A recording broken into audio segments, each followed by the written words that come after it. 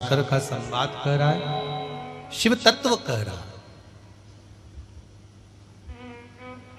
विश्वास जगाया, सूर्य देवता के तेज को कम किया,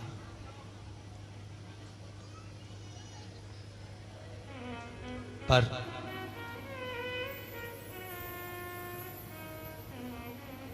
संज्ञा फिर गई भगवान सूर्य नारायण जी के पास में, भगवान भास्कर के पास में। क्या देखा?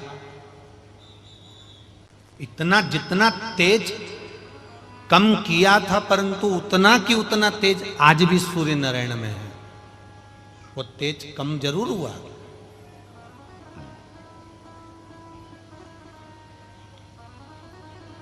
पर वो तेज आज भी सूर्य नारायण भगवान में उतना की उतना।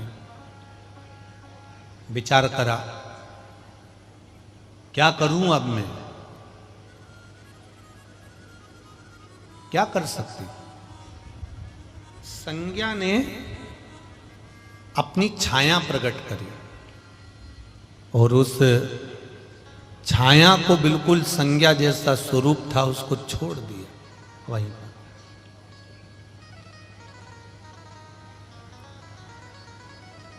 छाया ने पूछा मेरे लिए क्या आदेश है?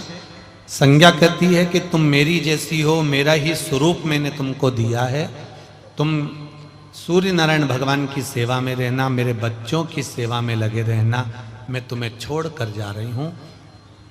मान लो सूर्य देवता को मालूम पड़ गया और वो क्रोध करे तो मेरे को बताना तो पड़ेगा कि मैं संज्ञा नहीं हूं, मैं छाया हूं। हाँ, बता दे, पर जब तक वो ना पूछें तब तक नहीं बताना। वो पूछेंगे तब आप बताइए, वो पूछें तब आप बोलिएगा।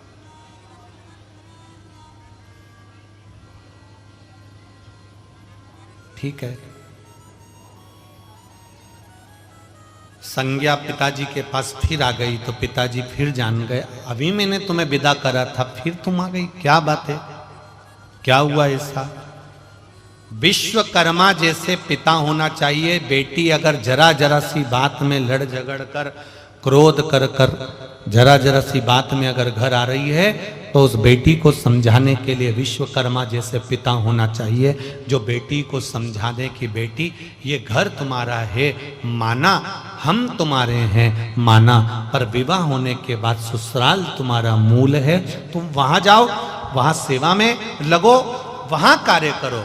पर संज्ञा को समझाया पिताजी ने, पिताजी कहते हैं वापिस जाओ।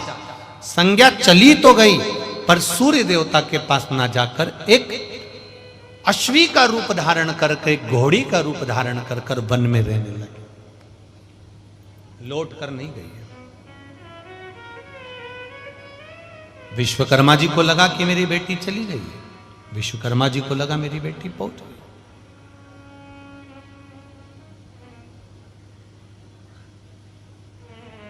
छाया रह रही है, खूब सेवा कर रही है,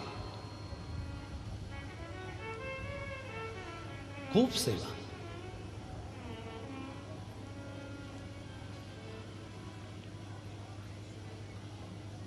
एक बात हम पहले भी कथा में कहे, आज फिर कह रहे हैं,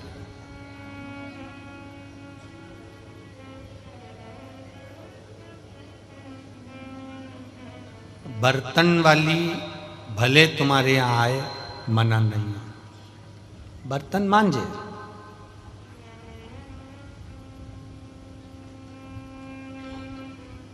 कपड़े वाली आए, कपड़ा धोए, हम उसकी भी मना नहीं करते। पर मेरी बहनों से एक निवेदन है, पति के लिए भोजन, भोजन बनाने वाली नहीं, स्वयं को बनाना चाहिए।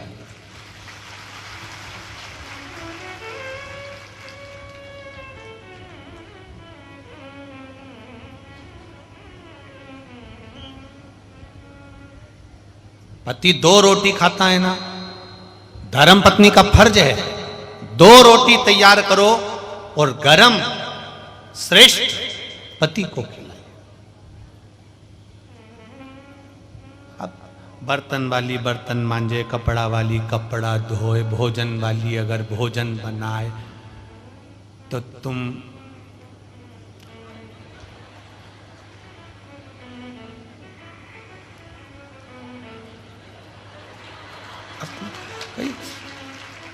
प्रदर्शनी के लिए तो नहीं आए। बोलो री जीजियों, सही है कि गलत है? अगर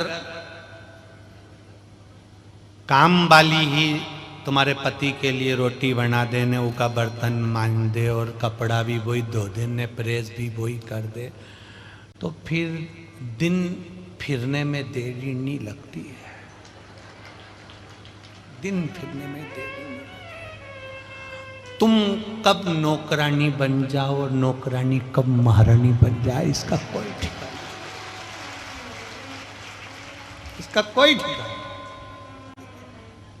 मेरी जीजियों और मेरे जीजा हो, तुम सबसे निवेदन, थोड़ा सावधानी रखिए। वीआईपी बनो, खूब वीआईपी बनो, पर ऐसे वीआईपी मत बनना जिस वीआईपी पन में तुम्हारी आंख में आंसू भर जाए। ऐसा वीआईपी पन नहीं चाहिए। खूब बनो वीआईपी। साहब हमारे यहाँ काम वाली लगी हुई है, साहब हमारे यहाँ बर्तन वाली लगी हुई है, साहब हमारे यहाँ कपड़े वाली लगी हुई है, हमारे यहाँ ये लगा हुआ है, सब कुछ ठीक है, पर थोड़ा सा तुम एक बात अपने भीतर उतार कर रख लो कि अपने बच्चों के लिए और अपने पति के लिए अपने को तत्पर खड़े रहना है कि यहाँ। और पतियों से भी निवेदन है कि धर्म पत्नी अगर सम्मुख में है तो आपको 50 काम भी है तो अपनी धर्म पत्नी को आवाज लगाकर बताओ कि ये काम कर दे, दूसरे को ना बोला जाए। बहुत ध्यान देने वाली।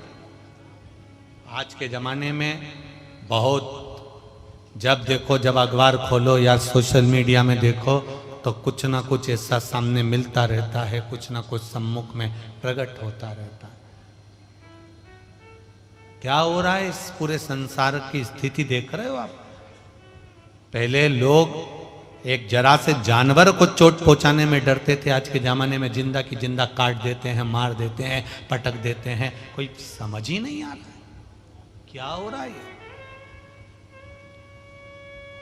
कहां चली गया हमारा संस्कार, कहां चले गई हमारी सभ्यता, कहां चले गई हमारी मर्यादा, कहां गए हमारे संस्कार। उन संस्कारों को, उन सभ्यताओं को हमें वापिस लेकर आना। ये तो गुरुजी पुराना फैशन है, पुराना फैशन। कितना विचित्र जमाना हो गया। तुम्हारे घर के बच्चों को दूसरे गोदी में लेकर घूम रहे हैं और तुम कुत्ता के पिल्ला पिल्ली को लेकर घूम रहे हो। कितना बदल गया। तुम्हारे घर के बच्चों को दूसरे छीछी करा रहे और तुम सुबह से कुत्ता की चेन पकड़ के चड्डा पहन के तुम छीछी करा रहे।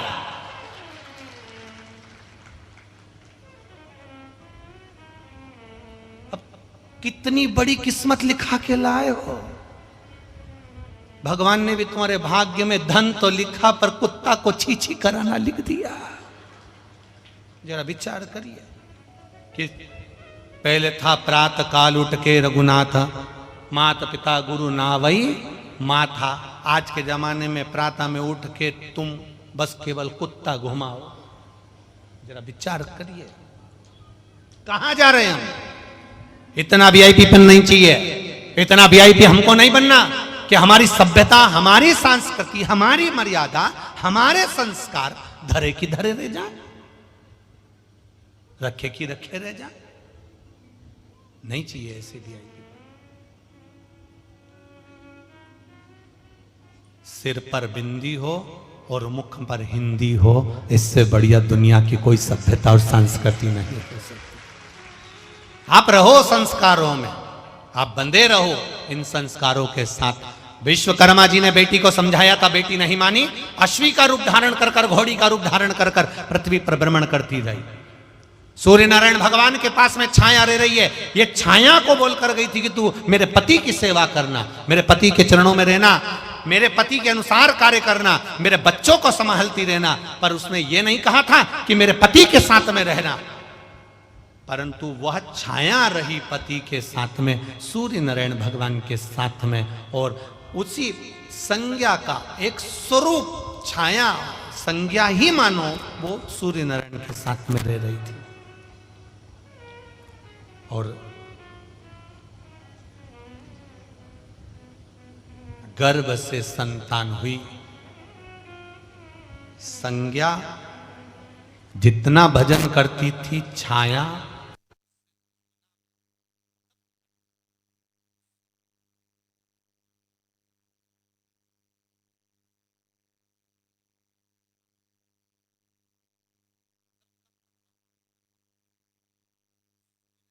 जब आते थे तो संज्ञा की जो छाया थी, अंधेरा होने के कारण नेत्रों को बंद करके शिव आराधना में डूब जाती थी।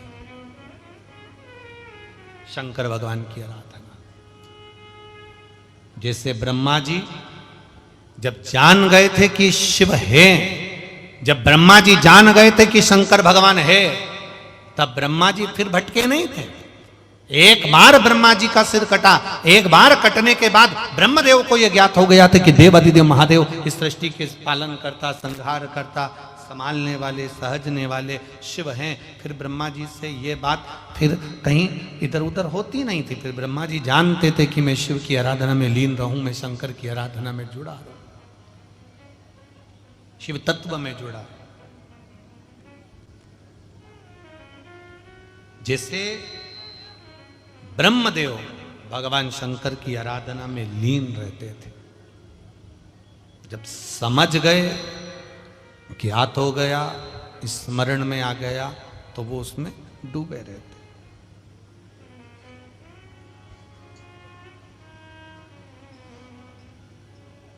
होता है दुख ज्यादा बड़ा आ जाता है तो उसको काटने में थोड़ा समय लगता है। दुख अगर बड़ा है तो उसको काटने में समय लगे। एक पत्र आया, उस पत्र में किसी सोनू सोनी, बैतुल बाजार से है ये पत्र। कहीं बैठी हैं आप ही हैं? श्री शिवाय नमस्तुभ्यम। एक बार हाथ हिला दीजिए। हर हर महादेव। मेरा नाम सोनू सोनी है, मैं बैतुल बाजार से हूँ। बाबा, मेरा जिंदगी का एक बहुत बड़ा काम हुआ, उसी का धन्यवाद देने यहाँ बैठकर कथा सुन रही हूँ। मेरे पैर का दर्द इतना था कि मैं वर्णन नहीं कर सकती। डॉक्टरों ने घुटने के लिए ऑपरेशन तक का बोल दिया था। चल भी नहीं पाती थी घर के अंदर 2 कदम।